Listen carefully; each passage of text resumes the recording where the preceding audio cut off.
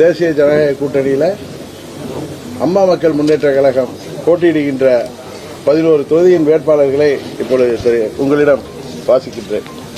மடத்துக்குளம் முன்னாள் அமைச்சர் கழக துணை பொதுச் செயலாளர் அன்பு சகோதரர் சி சண்முகவேலு அவர்கள். சைதாப்பேட்டை முன்னாள் அமைச்சர் கழக துணை பொதுச் செயலாளர் அன்பு சகோதரர் ஜி செந்தமிழன் அவர்கள்.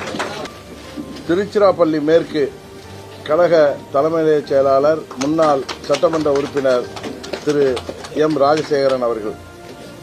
பெரியகுளம் தனி தொகுதியின் வேட்பாளர் முன்னாள் சட்டமன்ற உறுப்பினர் கழக அமைப்பு செயலாளர் டாக்டர் கே கதிர்காமு அவர்கள்.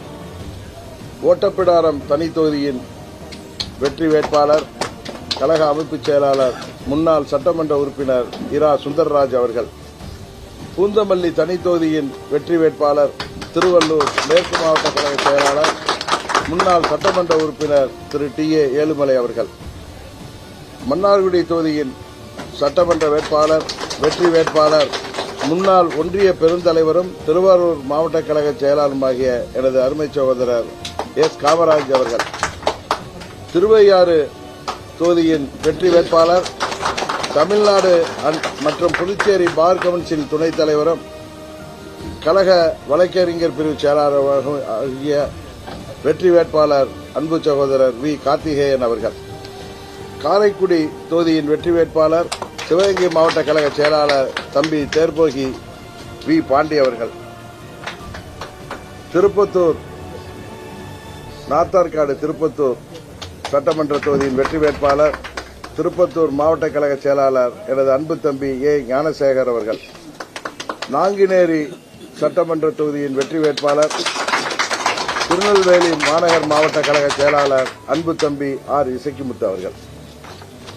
இவர்கள் 11 பேரும் எங்களது வெற்றி வேட்பாளர்கள்.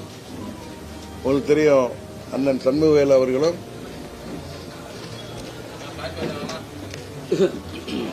சகோதரர் செந்தமிழன் அவர்கள் மற்றும் கதிர்காமு அவர்கள், பூந்தமல்லி ஏழுமலை அவர்கள், நமது ஓட்டப்பிடாரம் முன்னாள் சட்டமன்ற உறுப்பினர் சுந்தர்ராஜ் அவர்கள் அம்மா அவர்களால் சட்டமன்ற உறுப்பினர்களாக, அதில் இவர்கள் அமைச்சர்களாக இருந்தவர்கள்.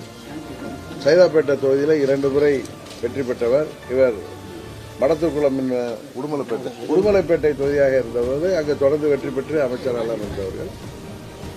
காமராஜ் அவர்கள் கடந்த தேர்தலில் குறைந்த வாக்கு வித்தியாசத்தில் அன்றைக்கு அனைத்து இந்திய அண்ணா திராவிட முன்னேற்ற கழகம் அம்மா மக்கள் முன்னேற்ற கழகம் இன்றைக்கு போல் ஒன்று நின்றிருந்தால் அன்றைக்கு மன்னார்குடியிலே மாபெரும் வெற்றி பெற்றிருக்கிறார். அதுபோல எங்களது இளைஞராக இசக்கிமுத்து அவர்கள் கடந்த 10 ஆண்டுகளிலே இயக்கத்திலே சிறப்பாக பணியாற்றி இன்றைக்கு அந்த பகுதியில் எல்லோருடைய நன்மதிப்போடு வெற்றி வேட்பாளராக போட்டியிருக்கிறார். தம்பி ஞானசேகரன் அவர்கள் அம்மா அவர்கள் காலத்திலே திருப்பத்தூர் நகர செயலாளர் மற்றும் பேரவையிலே பல பொறுப்பில் இருந்தவர்.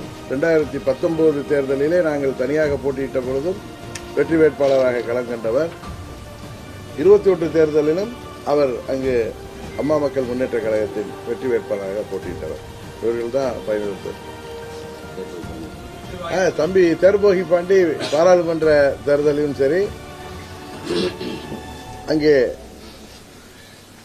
அவர் சிறப்பாக பணியாற்றி வெற்றி குறைந்த ஓட்டுகளிலே இழந்தார். அதுபோல காரைக்குடி சட்டமன்ற பொதுத் தேர்தலில் 21 45,000 வாக்குகளுக்கு மேல் பெற்று வெற்றியை தவறவிட்டார். அன்றைக்கு தேசிய ஜனநாயக கூட்டணி பாஜகவும் நாங்களும் தனித்தனித்து போட்டியிட்டோம். இன்றைக்கு ஒன்றாக இணைந்தால் உறுதியாக வெற்றி பெறுகின்ற சூழ்நிலை உள்ள தொகுதி.